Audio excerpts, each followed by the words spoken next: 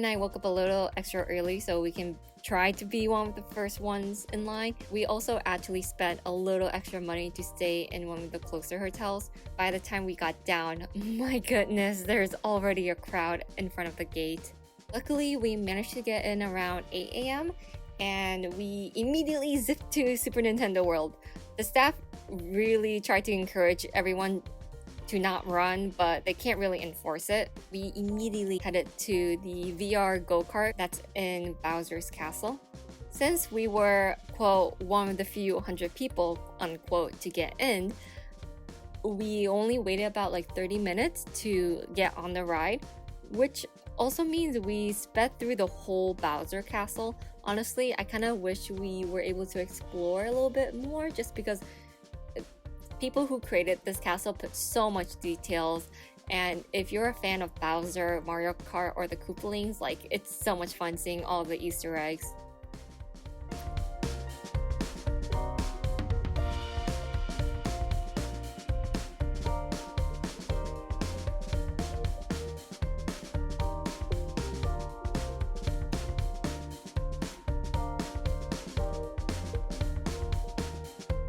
So once you go through the castle, you're taken to like the studio newsroom with a bunch of TV screens, and this is where you're handed the VR headset. You are then shown how to play this ride, and let me tell you, this is probably the coolest and probably the best ride in the USJ, like, ever. The VR headset is big enough so it goes and it covers over your eyes, so people like me who wears glasses don't have to take them off and be blind to play the game, which I really appreciate. And you basically sit in a Mario Kart vehicle where you collect coins, shoot enemies, and it's just so much fun. Once you get off the ride, you are taken to the gift shop area where, of course, I had to buy my favorite Mario character, Shy Guy. In the meantime, we headed to the Yoshi Adventure ride. It was definitely under an hour wait. Again, the waiting area is so amazingly decorated.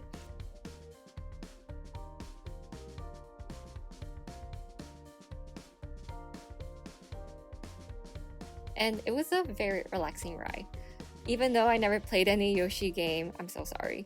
I do love seeing the park from above and noticing all the cool details that I did not notice before. And of course, at the end of the ride, it takes you to another gift shop. When we exited, Mario and Luigi was out and about, and so was Peach.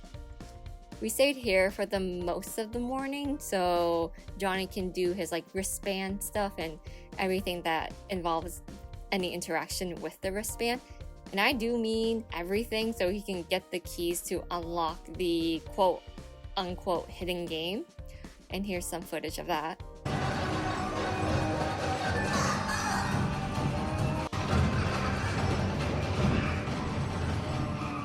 Before leaving Nintendo World, we did see Toad, which is very funny to me only because of how short he is compared to everyone else, and like seeing little kids next to him is just so funny to me.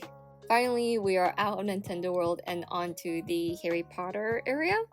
Now, I'm not a big Harry Potter fan. I never read the books. I only watched the first 2 films, and I just keep confusing the two. And also, my brother and I played the Harry Potter Lego games, and that did not help for me to understand the lore at all. But at least I can appreciate the amount of details that goes into this area. Of course, the workers here are for the most part Japanese, know a little English, but that is what I find really fascinating, that a series like Harry Potter can bring a lot of people together and just enjoy the series overall.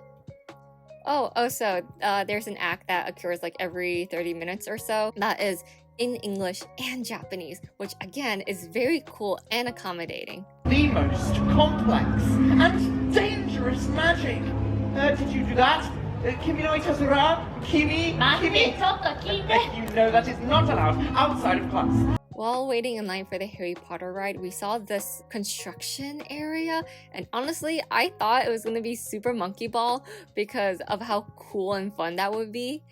But actually, it's the Donkey Kong area that will connect right next to the Super Nintendo World.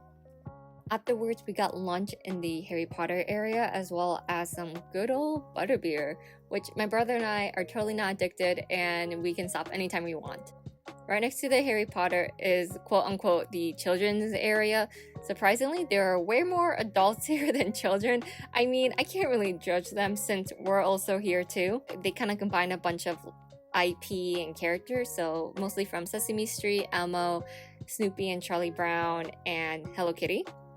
Now let me just say, I love the Snoopy gift shop. Like, looking back, I kind of wish I bought something here because Japan does not miss when it comes to character collaboration. After hanging out here for a bit, we explored other parts of the park, which also included the New York area. If I remember correctly, Universal Studios in Florida also has a New York area that gives off a very similar vibe. There are a couple attractions here also, so let's start off with the Spider-Man one. It's exactly like the one in Florida where it's a moving 4D ride where you save the city of New York with Spider-Man. We stopped by the city area where they had this giant glowing Christmas tree. Oh, and by the way, me and my brother came here around Christmas time, so that's why it's here. Following the path, we headed to the Minion area, and oh my god, I can't tell if Minion is very popular IP here or Illumination Studio is trying to push Minion onto the Japanese public. Like, the set and design here are so good. Later, we headed to the Jurassic Park area to see what was still open. The gift shops had many dinosaurs, of course, and I do love all the mini details that goes into the shop. And really quick, even though Amity Village is a small area here, they do still have the iconic shark that you can take pictures in front of. We wanted to see Super Nintendo World at night, and I managed to snag our entry time to around 8:30. But it was still a little bit early, so we went back to the Kiddingland area where Johnny just went on a couple of rides because there's basically no wait time at all. And finally, our nighttime entry back to Nintendo World. I do really love how everything here is lit up so nicely, so you can see all the details.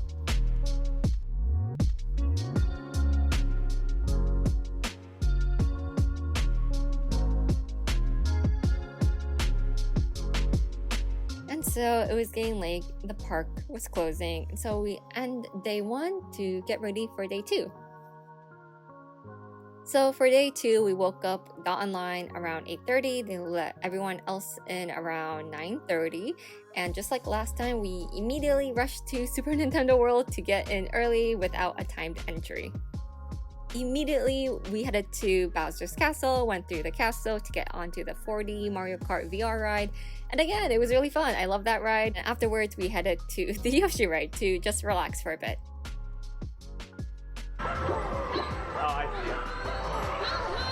So today's plan is to ride on the rides we haven't ridden on, excluding the Jaws ride because we did that already in Florida when we were little, and the Jurassic Park ride because we're honestly too scared for that. It was more enjoying the parts of the other park that we haven't experienced yet, such as the rock and roll show. Okay, so I've never sat down and watched any shows at any amusement park because there was never time for it. Like, I think a lot of people tend to focus on the rides, but since we're here for 2 days, I really wanted to see other parts.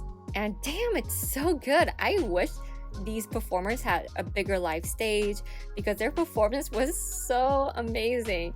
And since it was our first time watching this, we weren't really too sure what to expect, but goddamn, I love it. And I knew very little about what was going to happen based off the description. God, it was such a great show.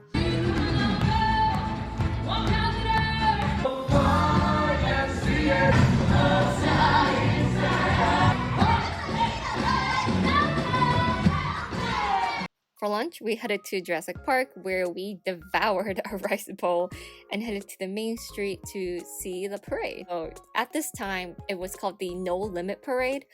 What does that mean? I have no idea because there was definitely a cutoff limit when it comes to the rides and the park closing and opening time.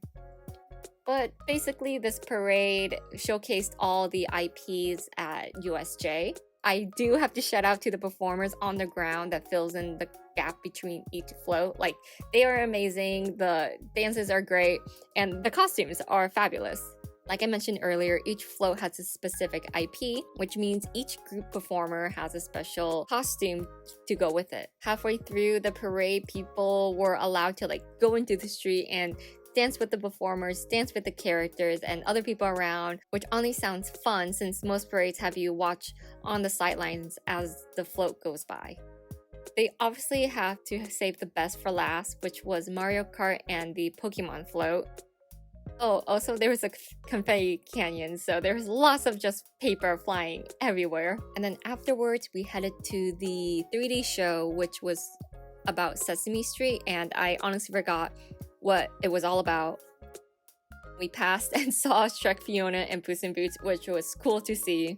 We made our way to the Minion 4D ride. So one of the main benefits of just being two people in any amusement parks in general is we both agree that we can do single rider if the other wait time is way too long. And I mean, this 4D Minion ride was supposed to be an hour wait, but for the single rider it was about 15 minutes. Since it was our second day here at USJ, we basically rode on all the rides we wanted to by the second day afternoon. And we had another time entry for Super Nintendo World for the second night here. So we mostly just chilled in areas we just wanted to see at night. We headed to the Hogwarts area, and totally not because we want another butterbeer, but we also wanted to see what this place looks like at night since we kind of missed out the first day.